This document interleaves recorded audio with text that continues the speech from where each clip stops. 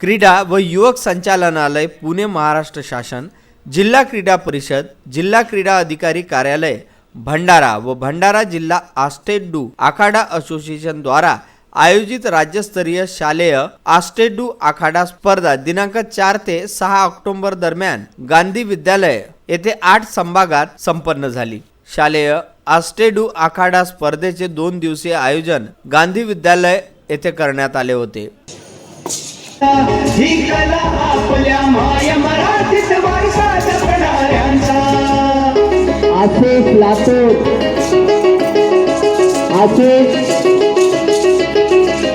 शंकर लातूर, आशिष शंकर लातूर 5 साल,